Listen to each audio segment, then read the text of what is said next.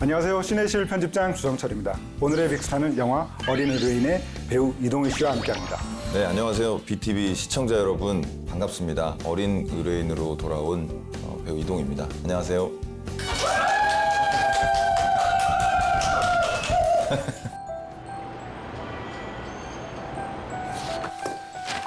오직 출세만을 위해 앞만 보고 달려온 변호사 정엽은 어느 날 뜻밖의 의뢰를 받게 됩니다. 네, 선생님. 어린아이가 죽은 안타까운 사건이 또 발생했습니다. 이번에는 7살 남자아이가 집에서 숨진 채 발견됐습니다. 바로 7살 동생을 죽였다는 10살 소녀의 충격적인 자백. 적으로 생각을 해보세요. 애가 애를 그랬다는 게 지금 말이 됩니까? 애가 자백을 했잖아. 하지만 정엽은 사건의 중심에 다가갈수록 그 속에 감춰진 비밀을 알게 되는데요. 다 법적으로 끝난 건 몰라요? 어떻게 그렇게 때렸는지를 얘기를 해주면 아씨가 도와줄 수 있다고. 과연 정엽은 어긋난 진실을 바로잡을 수 있을까요?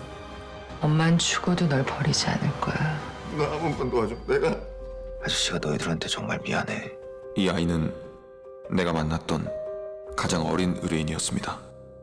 영화 어린 의뢰인은 실제 사건을 모티브로 하고 있는 다소 좀 무거운 이야기인데요. 출연을 결정하신 이유가 어떻게 되시나요?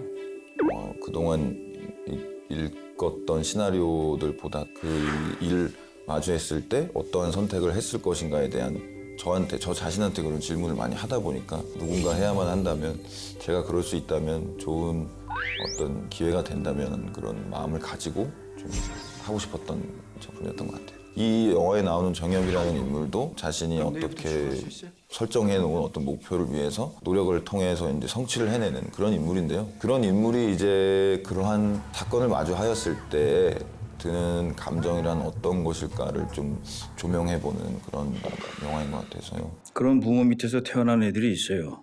재수 없는 애들. 죄송합니다. 진짜 일 하겠습니다. 그동안 이동희라는 배우는 정말 그 유쾌하고 코믹한 이미지로 많이 알려졌었는데 이번 작품은 정반대 지점에 있는 인물이라는 생각이 들어서 그런 데서 오는 좀 부담감은 없으셨나요? 좀 힌트처럼 말씀을 드리자면 영화에서도 또 그 어떤 그 유쾌함이 있기 때문에요. 저는 이제 개인적으로 그런 인물한테 끌리거든요. 그럼 전체적인 흐름 안에서 배우 이동희의 어떤 유쾌함은 좀 찾아볼 수는 있겠군요, 이번 작품에. 그렇죠. 찾아보실 수 있습니다. 나가는 길이었어. 안 그래도 나가는 길이었어. 깨워줘서 고마워. 약속 시간 안 늦었는데 고마워. 지갑은 왜 안 들고 나가? 왜? 그럼 이번에 변호사 정엽이 되기 위해서 뭐 일종의 그 인물 스타일링은 좀 어떻게 하셨나요? 우선은 전작에 제가 그 수염을 기르고 극한 직업이라는 영화를 찍어가지고 수염을 빨리 좀 밀고 싶었어가지고 이발식을 거행을 했는데 근데 마음이 아프더라고요. 굉장히 오랫동안 길렀던 건데 이렇게 없으니까 좀 외로운 마음도 들고 그랬습니다. 또 이번 영화에서는 굉장히 중요한 2명의 인물이 등장을 하는데요. 특별히 그 유선 배우를 보면서 감탄하는 부분이 있다고 들었어요. 아무래도 제가 이제 기억에 남는 영화에 이제 많이 출연을 하셔가지고 검은 집이라든지 손이 아파. 똑똑히 봐요. 손이 있나 없나. 오셔야겠죠? 뭐 이끼라든지 뭐 이런 영화에 정말 선배님의 연기를 보면서 굉장히 카리스마 있다는 생각을 많이 했었거든요. 스크린으로 봤던 그 모습을 실제로 이렇게 마주하니까 너 이거 유괴야? 내가 가만히 있을 것 같아? 카리스마 있는 어떤 외침에 놀라가지고 대사를 잊었던 기억이 있습니다. 범상치 않은 연기력을 보여준 이 다빈 역의 최명민이라고 하는 이 아역 배우하고의 호흡은 어떠셨나요? 영민이 같은 경우는 정말로 그 집중력과 감정에 몰입하는 그 시간과 이런 노력들이 굉장히 저도 많이 배움이 된 그런 시간이었고요. 엄마는 어떤 느낌이에요? 명빈이뿐이 아니라 주원이라는 아역. 누나, 나중에 유명해지면 나 모른 척하면 절대 안 돼? 얘들아 어때? 이번 축제에 다빈이 팀이 나가도 되겠지? 예! 뭐해? 대답 안 해? 그리고 로운이라는 아역, 이 3명의 아역들이 너무나 맡은 바를 잘 주어가지고 저 개인적으로는 정말 이 친구들이 그냥 편안하게 연기를 할 수 있는 어떤 분위기를 만들어주자에 대한 어떤 그런 좀 목표가 되게 많이 생겼던 것 같아요. 어린 배우들과의 호흡을 위해서 좀 필요한 뭐 연기 스킬이나 뭐 이런 점들이 있으신가요? 그 친구들 같은 경우에는 넌센스 퀴즈를 굉장히 좋아하더라고요. 한 100가지의 어떤 옵션을 가지고 저에게 촬영이 올 때마다 오늘은 이건 뭘까요? 뭐 저건 뭘까요? 뭐 이렇게 던지는 질문들이 정말 혼란스럽고 정말 너무 기발하고 현장 분위기를 좋게 만드는. 근데 거의 대부분 틀리더라고요. 거의 맞추는 게 없어요, 정말. 오직 그 출세만을 위해서 달려온 이 정엽이라고 하는 인물이 사건의 진실을 알고 난 다음에는 그 진실을 세상에 알리기 위해서 고군분투하게 되는데요. 이거 좀 영화 속에서 정엽이 변하게 된 계기는 무엇이고 정엽의 변화를 어떻게 표현하려고 하셨는지 여쭤보고 싶네요. 어른으로서 아이한테 한 약속이 어겨졌을 때는 어떻게 행동을 해야 될 것인가, 그런 약속을 지키는 것도 어떻게 보면 히어로라는 생각이 좀 들었던 것 같아요. 네. 그럼 말씀하신 그런 메시지가 좀 잘 담겨 있는 대사나 장면은 어떤 게 있을까요? 마음속으로 우러러 나와서 한 말이기도 한데, 명빈이한테 그런 한 말 중에 아저씨가 너희들한테 정말 미안해. 그 말이 참 이 영화가 담고 있는 사과하는 어른, 약속을 지키는 그런 어른의 모습을 좀 담고 있지 않나 이런 생각이 들어서 그게 참 기억에 남네요. 네. 네가 그랬잖아. 몇 대 때렸다고?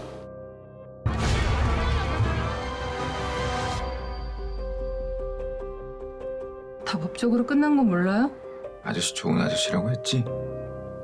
네, 이번 순서는 주토피아 순서인데요. 저 주성철이 빅스타드에서 준비한 키워드와 사진을 보면서 더 깊은 이야기를 나눠보는 시간입니다. 자, 첫 번째 화면은 이동희 배우와 역대급 케미를 보여준 배우입니다. 네, 마동석 배우와 함께 출연했던 영화죠. 이 브라더에서는 그 이동희 배우의 그 장기가 정말 잘 드러난 작품이라고 할 수가 있겠는데요. 특히 정말 잘 짜여진 그런 애드립들이 많았다고 들었는데요. 너 얼굴 좀 생겼다고 그딴 식으로 살지 마. 뭐 쳤냐? 그 영화를 보고 참 많은 관객분들이 좋아해 주셨던 장면이기도 한데요. 옆으로 누웠는데도 머리가 땅에 안 닿는 사람 처음 봤습니다. 그게 이제 현장에서는 나온 대사는 아니었고요. 바닥에 머리가 안 닿는데 잠이 오나. 좀 한심하게 쳐다본다 정도였었는데, 이제 후시 녹음을 가서 여기가 좀 약간 비어 있으니 좀 어떤 말을 하는 게 좋을 것 같다라고 얘기를 해주셨고, 보이는 그대로 한번 이렇게 해봤는데 마동석 선배님께 이 영광을 모두 돌려주셨습니다. 네. 넌 얼굴이 되잖아. 두 번째 화면 주시죠. 저는 개인적으로 이동희 배우를 좀 다시 바라보게 된 계기가 된 작품이 바로 영화 공조였는데요. 박명호. 야, 니 누구니? 니 가짜 같니? 그 2017년 이 개봉한 이 영화에서 짧은 분량이지만 굉장히 인상적인 연기를 펼치셨는데, 북한 공작원 연기를 하기 위해서 좀 특별히 준비하신 게 있으셨던가요? 공조에서 나온 박명호라는 역할은 이제 한국에 와서 생활을 조금 오래 한 설정이었던 거예요. 그래서 굉장히 화려한 의상을 선택을 했고, 그리고 머리 길이도 짧았던 머리하고 완전히 다른 긴 머리의 설정을 했었던 이유도 자기 자신의 과거에 대한 그 모습을 지우고 싶었던 그 인물의 마음이 많이 들어가 있었던 것 같아요. 네, 그냥 여기서 눌러 살면 안 되겠습니까? 이번엔 이동희 배우의 팔색조 같은 면모를 살펴보겠습니다. 네, 그럼 세 번째 화면 보겠습니다.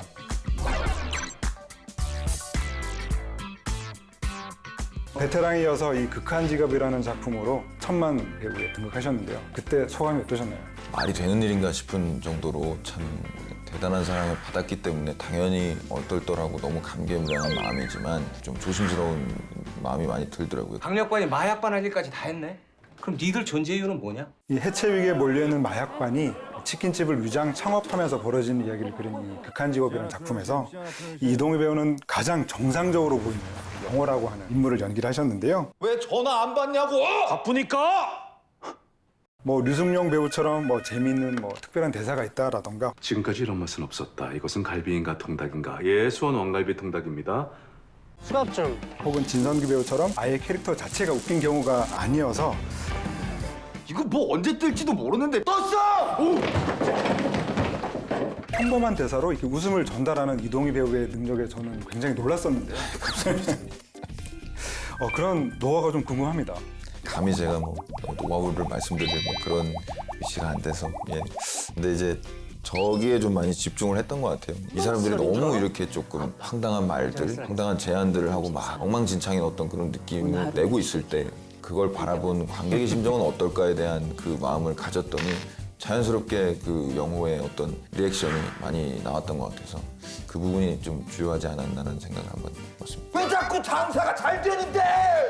네, 저희 무비빅스타에서는요 마지막으로 대놓고 PR할 수 있는 시간을 드리는데요. 단 제한 시간이 13초에 불과합니다. 보다 업그레이드된 배경음악까지 흐르니까요. 마음의 준비를 하시고요. 하나, 둘, 셋, 시작! 네, 영화 어린 의뢰인은 5월 22일 개봉입니다. 네, 저 이동희가 아이들과 함께 즐겁게 열심히 촬영했으니까요. 저희 아역 배우들 많이 보러 와주세요. 오늘의 무비빅스타 영화 어린 의뢰인의 이동희 배우와 함께 했는데요. 긴 시간 함께 해주셔서 감사합니다. 네. 배우 이동희의 영화들은 BTV에서 확인하시고요.